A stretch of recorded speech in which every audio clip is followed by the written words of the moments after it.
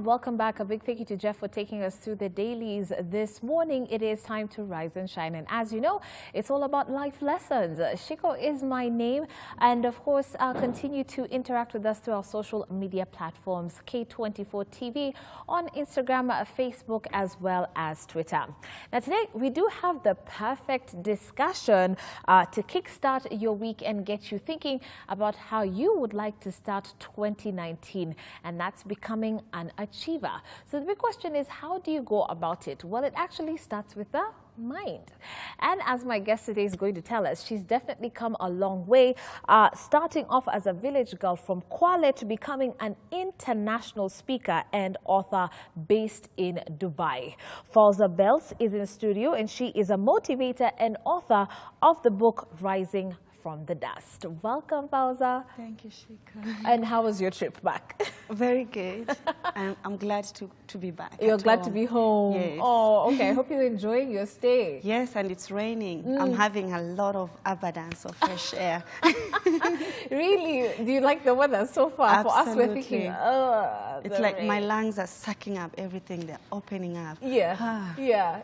It's okay, good. Well, that's good. That's good. I'm really happy that you're here in studio with us. Thank you. Okay, so today we're talking about becoming an achiever. And like I said in the intro, I mean, you definitely have come a long way. Maybe you could tell us a little bit about yourself, very briefly, about that point from you being that village girl in Kwale and how you ended up being an international speaker. Well, you know, in this life, Shiko, it's a journey. And there's some things sometimes that we don't foresee. There's some things that we don't, as much as you can plan, but still things sometimes go on a different direction. I was born in a very small, tiny village in Kwale, but Tiribe. So after Kwale, you still have to go on. It's about maybe an hour or two, you know. And I grew up in a very neighborhood with uncles and cousins and everyone. But my way of growing up was totally different because my parents were not there, actually. So I grew up with grandmothers. It started with my maternal grandmother, and then I went in to be with my paternal grandmother. Yes. And I stayed actually in Tiribe until I finished primary school before I had the opportunity to go to a school in Machakos. Yes. Yeah. Okay. So normal childhood. I wouldn't say really normal because, you know, there was always something amiss. Yeah. Because I didn't grow with my parents. I used to feel like something was not as I wanted it. Complete. Yeah. Yes, I was not complete, and it created a lot of questions to myself. Yeah. So my whole childhood, I had a lot of questions, and because as children, sometimes we don't have, you know, the power to ask things. So we end up living, growing, you know, carrying all those things to our teenagehood, and then if you still be living on this kind of environment, you still carry that to your adulthood, you know. And I'm a mom now, so it took really time for me to unpack up everything, and that's why I thought, you know what, let me share my journey. Okay, and so that's how you started motivating That's people. How it started, yes, because I wanted to use my own journey, you know, growing up with, sometimes, you know, you're being abused, you know, all those things, but you grow. And I'm always grateful because I had a place still to call home. Okay. You know, and I will always be grateful for that. But you always have questions. And until today, I still don't have answers for some things. But that's okay because, you know, the universe, God, whoever you call, made it possible for the circumstances to happen for your own good, for a reason. And it's up to us now. If we're going to follow on that side of the spectrum, then we're going to be, you know, moving to the negative side. But what do you learn from all this? And how can you use that power, that authentic power that you have to move on with life? Okay. All right. So that's fantastic. And I'm glad that you're actually using your story to motivate people on an international platform. Speaking about what we're talking about today, which is about becoming an achiever, what is success by your definition? Well, to me, success, Shiko, in my own words, I believe it's when you as an individual, you as a person, you are working hard to achieving your God-given purpose in life. And at the same time, you are carrying other people with you along your journey. It's not only about the car we drive. It's not only about now I can afford to have a 4-bedroom home. It's not about how much wealth we have in the bank. What are the differences you are making as you go about building your own success, building your own goals? What are you changing in other people's life? To me, that is true success. Okay, when you actually, you know, mingle and go about your sessions, what kind of mind blocks do you find that people seem to have? Oh gosh, Chico, a lot of fear. You know, it's so sad that sometimes we actually let fear torment us. We are so scared, even without stepping in the car, you're already afraid, maybe I'm going to knock someone, or maybe I'm going to... So much fear, you haven't even written down the goals, the plan. You've already decided it's not going to happen. You haven't even tried. And this is because you are so tormented by fear, you know, as much as you want to do it, but there is that side of your, you know, the unconscious mind, which keeps on saying, oh, you're not gonna do that. You know, it's not possible. Why do you think you can and other people haven't done it? But why not? You know, if you try and really believe in yourself and believe that whatever will happen, it will be still for your own good to learn. You can still at least try something. You can attempt. You can attempt, you know. But so many people are so tempted by fear. And a good example, Shiko, is we all are not born knowing how to drive a car. But we learn how to drive a car. If we let fear have that conviction in us, we're not going to jump in the car and start riding a car, but we learn. So it's the same in life, in everything. In everything.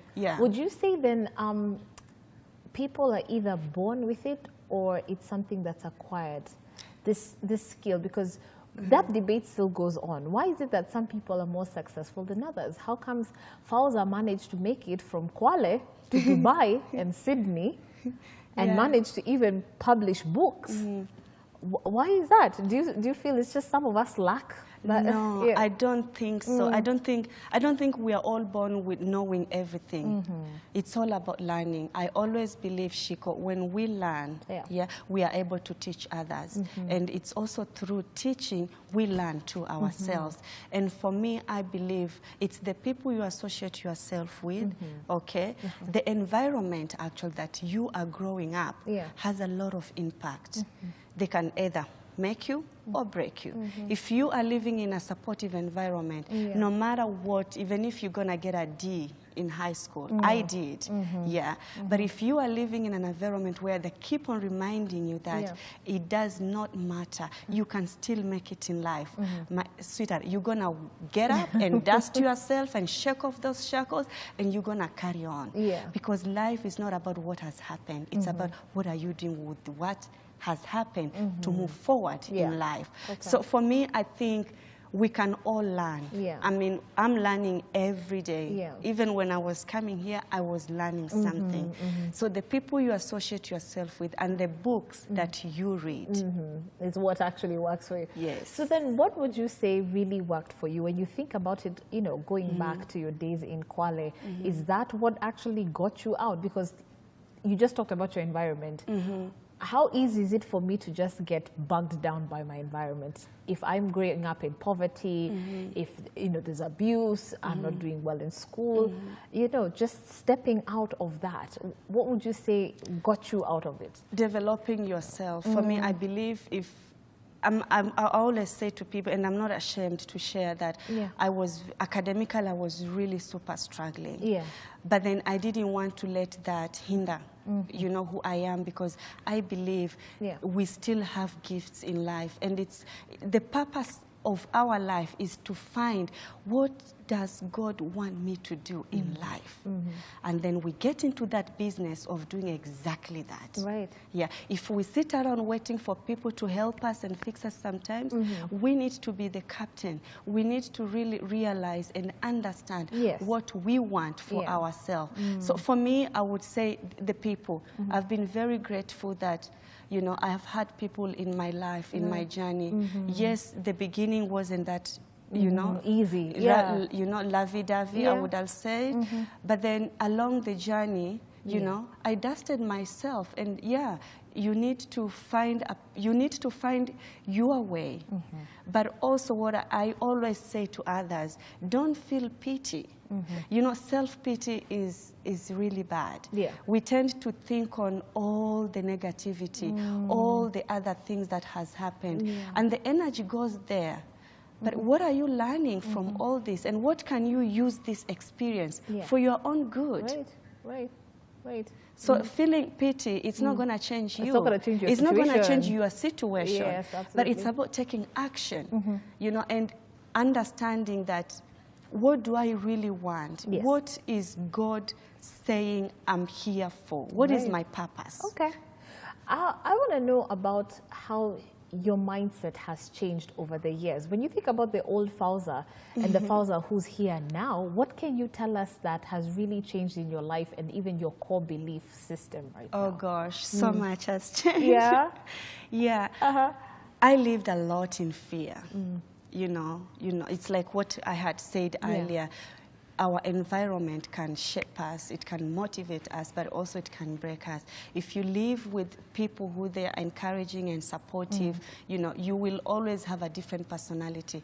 If you live with a different environment where, you know, you feel like you are there, but you don't really fully belong, you know, it also does something with you as a person and your personality. So for myself, I lived really, until my teenage years, I was angry person. I had a lot of anxiety, and this is because I didn't know better. But as I started talking with other people, you know, and I think also living abroad has really broadened up my mind. It has a way of opening up your mind. It has really changed me as a person, because then I started to realize, you know, there is a book in everyone.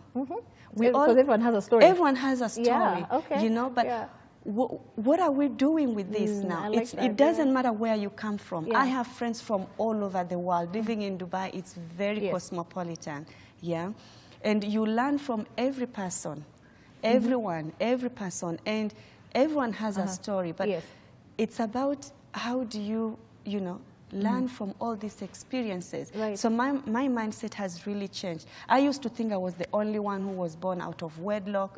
No, there are so many people. You know, so there's always someone going through. But you know, the problem, Shiko, we don't talk about these things because it's not even our culture. It's not part of our culture. It's a taboo. So there's some things we are just not allowed to speak up about. That's true. Okay. What questions then would you say someone ought to ask themselves, thinking about their situation and thinking about, even for you going back, what did you have to ask yourself in order to push forward? What should we be asking ourselves if at all we want to succeed in this life? Am I living my purposeful life? Am I being intentional of who I say I am, the values that I have, and the goals that I want to achieve? Are my beliefs surrounding all these things that I'm saying that I am versus who, of what I want versus who I am? You know, are you being intentional? These are the things we should ask ourselves first. Are you ready? You know, are you being intentional? Are you being purposeful? What is it that you are doing that can change your life, you know, tomorrow? It can be reading, it can be anything. What are you doing? What am I doing to be a better Fauza next year in 2019? That's true. Are my goals aligning with my vision, with my values? And if you can't ask yourself that, then that means be prepared to be stagnant, to remain where you are. Yeah, because, I mean, you cannot move forward if you're still thinking backwards. That's a good point. It's like driving on a reverse. Yeah, it's true, very true. Okay, so real quick, let's get into your book, Rising from the Dust. This looks very good, and it says, A Woman's Journey to Self-Discovery. Why don't you tell us, give us a synopsis about this book, rather? So Rising from the Dust is it's a very intimate story. It's actually a personal journey. You know, it's like what I had shared with you before, that in this life, there are things that are beyond our control. Right. But what we do have control is what we can do with the knowledge and the power that we have. Right. Yeah. Yeah. I used to look at power as, you know, as this thing which sometimes we feel like it's created. Yes. And the reason of Rising from the Dust is I wanted to use my journey, my own story. Yes. Yeah. To help others so that they can find themselves through my journey. But also I wanted to use my authentic journey, to serve the purpose of my soul. Because yes, this has happened, but what am I doing with this now? Okay, all right. And so this book can relate to anyone who's going through a tough time. Absolutely. Anyone, a boy, a girl, a teenage. I have ladies even in their 40s, mid-40s, and they relate with this book. It's not only ladies, but even men. You know, so because what I've learned, Shiko, it's when you see your story in other people, it does something with you. And when we share our journeys, it gives you, it liberates others, and it heals you at the same time. That's true. So, and that's the whole purpose of it. That's the why. Okay. I call it why. Well, you know what? We really do want to share this experience with you by handing you a copy of Fauza's book, Rising from the Dust. If you are interested in Fauza's story and you believe that in some way you can actually relate, and we believe it can, because you said whoever's going through any, situation in their life or actually has a background story, that they just feel they cannot shake off those shackles you were talking about. They need to be loosened. They need to be loose. This is the book for you. And as always, we always give you this opportunity, and we make it so easy. All you have to do is get in touch with us through our social media platforms, okay? At K24 TV on Twitter, or if you prefer on Facebook, just let us know if you really do want this book by Fauza Beltz. Tell us why. And of course, the first two to actually get their tweets or their messages through to us, either on Facebook or on Twitter, will be receiving this book. And of course, as always, we'll be in touch with you and let you know that you're a winner, and these books will be signed by Fauza. So Fauza, as we wind up, you have to talk to us about habits of successful people. As you go about your coaching sessions, what do you encourage people to do, in terms of at least aping what those successful people, on our planet do? The Warren Buffett, the Steve Jobs of this world, the Oprahs of this world. What do you think is so common across the board with all these people? Gosh, I think there is so much, Shiko. But I think personally, for me, it's I look at it in a way that am I spiritual fed? Because what I know for sure is you cannot pour from an empty cup. You need to be filled. And it can be anything. It can be a prayer. It can be, jogging. It can be doing yoga. Do anything that it connects you. That you have that intimate time between you and the energy, God, whoever. Yeah. So it puts you in a balance. And then the other thing that I practice most is reading. Right, reading, yes. Reading is very, very important because when you read, you learn. Books can take you from Nairobi to Amsterdam, to Paris, to New York. And you are immersing yourself in the author's journey. What it can be business, whatever area you are, you are practicing. Read about those, read about those kind of books. Whatever section you are, go on with that. So reading, I would say reading is also very important. The other thing is building up relationships. relationships are very, very important. And that's why there is so much power in networking. Yes, that's true. Yeah. That's and true. Sometimes people think, oh, I'm just going to go for this event, give out my business card, and then leave. No. No, that's not networking. No, that's going because you hope you're going to get an opportunity for your business for next time. But that's the wrong the wrong perception, perspective about it. Okay. So networking. And then the other thing also is creating goals. Creating goals. Yeah. Okay. Because if you want to move from Nairobi to Mombasa, you need to figure it out. How am I going to get there? Right. Map it out. Yes. Am I going to fly? Am I going to drive? And if I'm not driving, am I going to take an Uber or I'm going to drive myself? Yeah. Break those things in small, achievable, that's reasonable and achievable goals. And then work towards that. The other thing I would share is successful people, they don't waste their time. Don't waste your time. No, they really, really value time. Yeah. And it's because it's important because they have so many things to do. Yeah. They don't have time to waste time. Yeah. So don't waste time. Time is money. Yeah. Yeah. And if you want to change your situation, then you need to keep up with your time. All right. Fantastic. Okay. So those points real quick, courtesy of Fauza, is actually asking yourself what your purpose is.